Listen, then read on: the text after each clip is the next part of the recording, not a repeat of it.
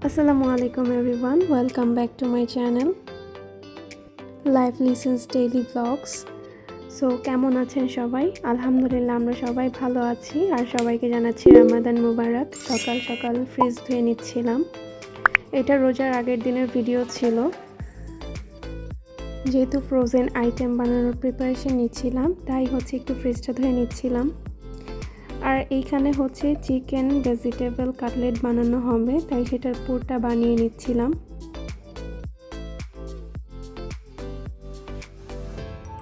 এখানে এখন চিকেনটা দিয়ে দেওয়া হচ্ছে, হাতের সাহায্যে একটু ভেঙে দেওয়া হচ্ছে। চিকেনটাকে একটু ছাড়িয়ে নেওয়া হচ্ছে, তারপর দিয়ে দেওয়া হচ্ছে।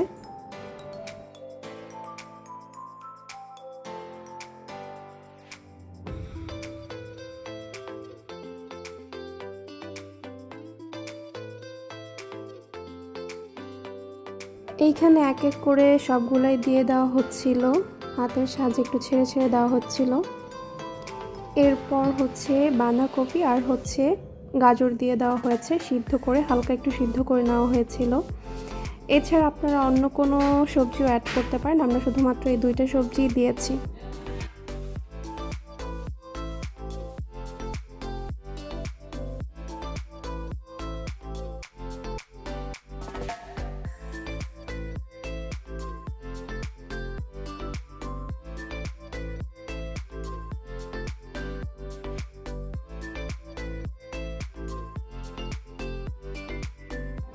হালকা একটু নেড়েচেড়ে নেওয়ার পর পরবর্তীতে মাঝখানে একটু জায়গা বের করে ওইখানে পানি দিয়ে দেওয়া হবে, প্লাস কর্নফ্লাওয়ার আর ময়দা দিয়ে দেওয়া হবে, যেন সেটা একটু আঠালো টাইপের হয় বা কাটলেটের জন্য যে বাইন্ডিংটা রেডি করা হবে সেটা যেন প্রপারলিভাবে হয়।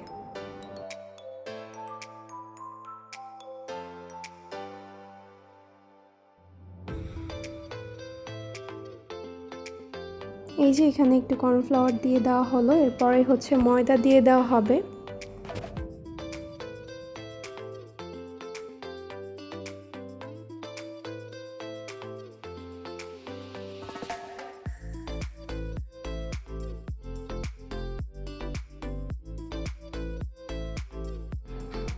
এরপর একটু নেড়ে চেড়ে তারপর পুরোটা মিক্স করে ফেলতে হবে। আপনারা এই পর্যায়ে আরেকটা কাজ করতে পারেন, সেটা আপনারা ময়দাটাকে এইভাবে না গুলিয়ে আপনারা প্রথমে একটু পানিতে বাটিতে গুলিয়ে তারপর ডিরেক্ট দিতে পারেন। আপনারা যদি এভাবে করতে আপনাদের মনে হয় যে আপনারা স্বাচ্ছন্দ্য বোধ করছেন না, সেক্ষেত্রে ওইভাবেও দিতে পারেন, যার জন্য যেভাবে ইজি হয়।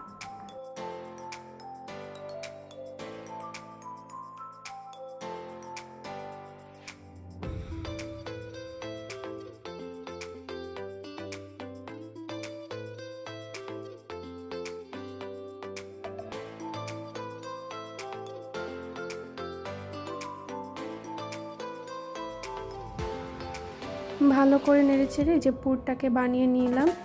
এরপর এটাকে ঠান্ডা করে তারপর এটার কাটলেটের শেপ দেওয়া হবে। আপনারা যে কোনো শেপ দিতে পারেন, ওভাল শেপও করতে পারেন, স্কোয়ার শেপ করতে পারেন, যে কোনো শেপে বানাতে পারেন। আমি ওভাল শেপেই বানিয়ে নিচ্ছিলাম। এই যে এখানে দেখতেই পাচ্ছেন প্রায় কতগুলো এখানে বানানো হয়ে গিয়েছে, এগুলো সব এখন ফ্রোজেন করে রেখে দিব।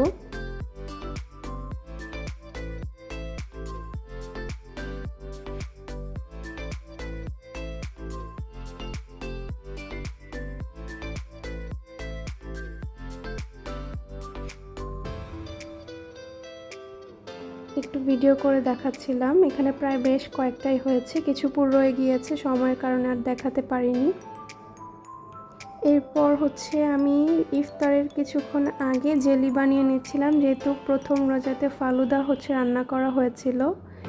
তো আমি প্রথমে দুইটাতে অর্ধেক অর্ধেক করে পানি নিয়েছি, দুইটাতেই হাফ চামচের একটু কম করে সুগার দিয়ে দিয়েছি।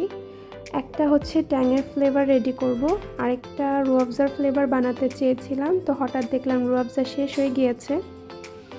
পরবর্তীতে খুব ভেবে চিন্তে বিটরুটের এক টুকরা একটু গ্রেট করে তারপর ওইটা দিয়ে দিয়েছি। বিটরুটের কোনো ফ্লেভার নেই, তবে কালারটা খুবই ভালো এসেছিল। রুয়াবজাটা দিয়ে বানালে একটু ভালো একটা ফ্লেভার আসে। যারা রুয়াবজার ফ্লেভারটা পছন্দ করেন না তারা চাইলে এইভাবে বিটরুট দিয়ে বানাতে পারেন। বিটরুটের কোনো ফ্লেভারই নেই, তবে কালারটা খুব সুন্দর লাগবে, যে কোনো ডেজার্টে দিলেও সেটা দেখতে খুব সুন্দর লাগবে। আমি হাফ চামচের মতো আমি হচ্ছে দুইটাতে আগার আগার পাউডার দিয়ে দিচ্ছিলাম এবং মিক্সড করে নিচ্ছিলাম। এই যে দেখতেই পাচ্ছেন বিটরুটটা গ্রেট করা। আমি যখন হচ্ছে চুলায় দিয়ে একটু রান্না করে নিয়েছিলাম, সামান্য একটু ফোটা পর্যন্ত এটাকে হচ্ছে জাল দিতে হবে, ততক্ষণ পর্যন্ত এগুলো আমি সাথে রেখেছি। পরবর্তীতে যখন নামিয়ে নিয়েছিলাম তখন কিন্তু ছেঁকে তারপর হচ্ছে চালনি দিয়ে ছেঁকে তারপর দুইটা বাটিতে আমি ঠান্ডা করার জন্য রেখে দিয়েছিলাম। আপনারাও ঠিক সেটাই করবেন। এই যে দেখতেই পাচ্ছেন ফুটে এসেছে। এরপর আমি এটা নামিয়ে ফেলবো আর একটু ছেঁকে তারপর হচ্ছে এটাকে ঠান্ডা করতে দিব বাটিতে।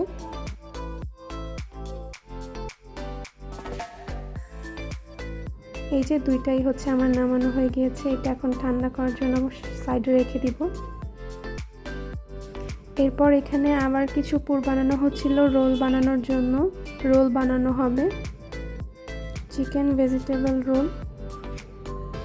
এরপর আমি হচ্ছে একটু শরবত বানিয়ে নিচ্ছিলাম, যেহেতু হচ্ছে ইফতার প্রায় টাইম হয়ে এসেছে। এখানে এক এক করে আমি প্রত্যেকটা রোলও বানিয়ে নিয়েছি, দেখতেই পাচ্ছেন। এখানে সবগুলো রোল কিন্তু এখন ভাজা হবে না, কিছু রোল ভাজা হবে আর বাকিগুলো ফ্রোজেন করা হবে। এখানে বিটরুট আর গাজর দিয়ে হচ্ছে জুস বানানো হয়েছে, ব্লেন্ড করা হয়েছে। এরপর এটার জুসটাকে আমি বের করে নিব চালনির সাহায্যে, একটু ছেঁকে নিব।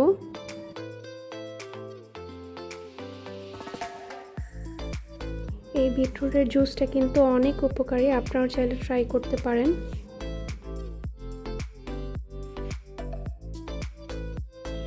এই যে আমি এখানে একটু চেপে চেপে তারপর হচ্ছে জুসটাকে বের করে নিচ্ছিলাম।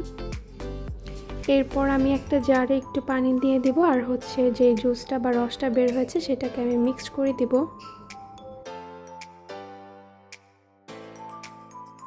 মিক্স করার টাইমে আমার খুবই ভালো লাগছিল, কারণ দেখতেই খুব সুন্দর লাগছিল আর খুব ইন্টারেস্ট লাগছিল বিষয়টা, যে পানির মধ্যে হঠাৎ করে আমি হচ্ছে সেই কালারিং জুসটা দিয়ে দিচ্ছি।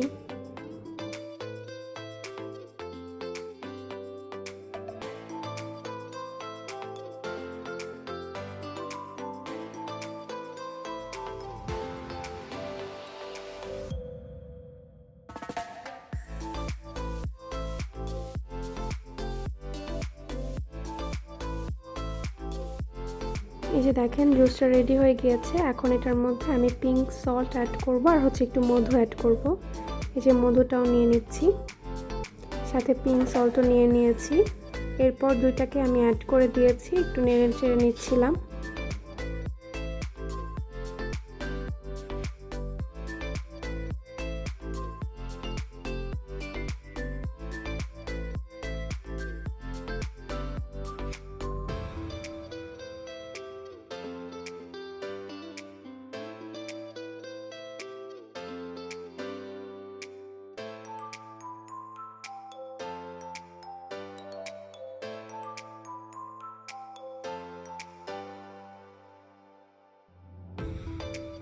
জুসটা বানানোর পর এখানে আমি জেলিগুলো একটু ছোট ছোট করে কেটে নিচ্ছিলাম ফালুদার জন্য।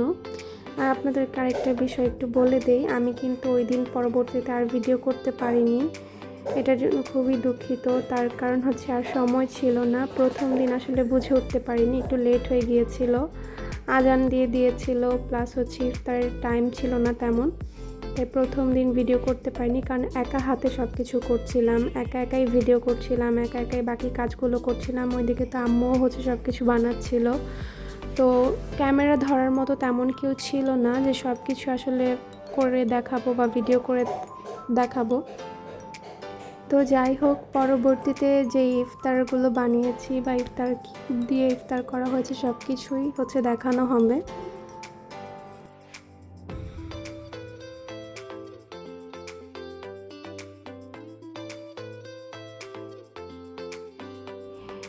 তো এখানে দেখেন এটা কিন্তু হোমমেড জেলি, তো কতটা পারফেক্ট হয়েছে দেখতেই। আপনারা যে কোনো ডেজার্ট রেডি করলে কিন্তু এইভাবে জেলি বানিয়ে তারপর হচ্ছে দিতে পারেন।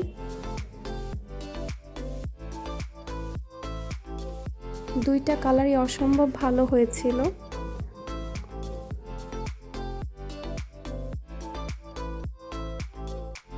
আর এটার টেস্টও কিন্তু বেটার হবে, যেহেতু একটা হচ্ছে ট্যাঙের।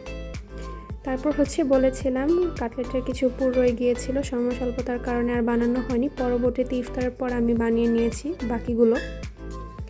রাতে হচ্ছে রুই মাছ দিয়ে, আলু দিয়ে, ফুলকপি দিয়ে রান্না করা হয়েছে ঝোল করে, সাথে আলু ভাজি করা হয়েছিল। এই হচ্ছে রাতের খাবার। তো আজকে ভিডিওটা এই পর্যন্তই। সবাই ভালো থাকবেন, সুস্থ থাকবেন, দোয়া করবেন, সেফ থাকবেন, আর চ্যানেলটাকে সাবস্ক্রাইব করে দেবেন। আল্লাহ হাফেজ।